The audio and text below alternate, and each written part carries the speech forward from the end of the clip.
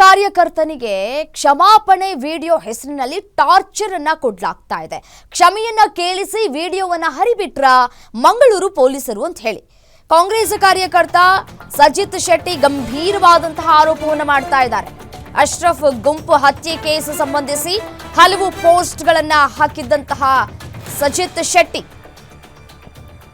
BJP ನಂಟಿನ ಆರೋಪಿ ಬಂಧನಕ್ಕೆ ಆಗ್ರಹಿಸಿದ್ದಂತಹ Sajith Shetty post ಹಿನ್ನೆಲೆ ಮಂಗಳೂರಿನ ಸೆಂಟ್ ಠಾಣೆಗೆ ಕರೆಸಿ ಸಜಿತ್ ವಿಚಾರಣೆ ಕೂಡ ಮಾಡಲಾಗಿತ್ತು.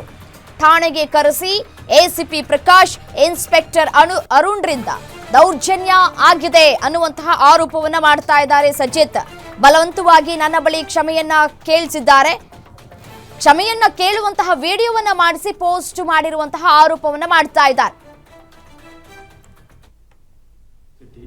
ನಾನು ನನ್ನ ಫೇಸ್ಬುಕ್ ಪೇಜ್ನಲ್ಲಿ ನಿನ್ನೊಂದು ಪೋಸ್ಟ್ ಮಾಡಿದ್ದೆ ಒಂದು ವಿಷಯಕ್ಕೆ ಸಂಬಂಧಿಸಿದಂತೆ, ಮತ್ತು ಆ ಪ್ರಕರಣಕ್ಕೆ ಸಂಬಂಧಿಸಿದಂತೆ ನನ್ನ ಹತ್ರ ಯಾವುದೇ ಸಾಕ್ಷ್ಯಾಧಾರಗಳು ಇರುವುದಿಲ್ಲ. ರಾಜಕೀಯ ದ್ವೇಷದಿಂದ ಹಾಕಿದಂಥ ಒಂದು ಪೋಸ್ಟು ನನ್ನಿಂದ ತಪ್ಪಾಗಿದೆ. ನಾನು ಇನ್ನು ಮುಂದೆ ಈ ರೀತಿಯ ಸಾಕ್ಷ್ಯಾಧಾರಗಳಿಲ್ಲದ ಹೇಳಿಕೆಗಳನ್ನು ಅಥವಾ ಪೋಸ್ಟನ್ನು ಕೊಡುವುದಿಲ್ಲ, ಹಾಕುವುದಿಲ್ಲ ಮತ್ತು ಫೇಸ್ಬುಕ್ನಲ್ಲಿ.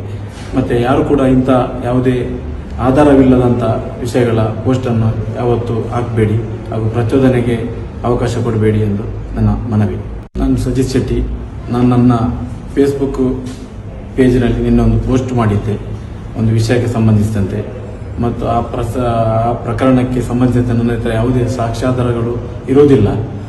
ರಾಜಕೀಯ ದ್ವೇಷದಿಂದ ಹಾಕಿದಂಥ ಒಂದು ಪೋಸ್ಟು ನನ್ನಿಂದ ತಪ್ಪಾಗಿದೆ. ನಾನು ಇನ್ನು ಮುಂದೆ ಈ ರೀತಿಯ ಸಾಕ್ಷ್ಯಾಧಾರಗಳಿಲ್ಲದ ಹೇಳಿಕೆಗಳನ್ನು ಅಥವಾ ಪೋಸ್ಟನ್ನು ಕೊಡುವುದಿಲ್ಲ, ಹಾಕುವುದಿಲ್ಲ ಮತ್ತು ಫೇಸ್ಬುಕ್ನಲ್ಲಿ.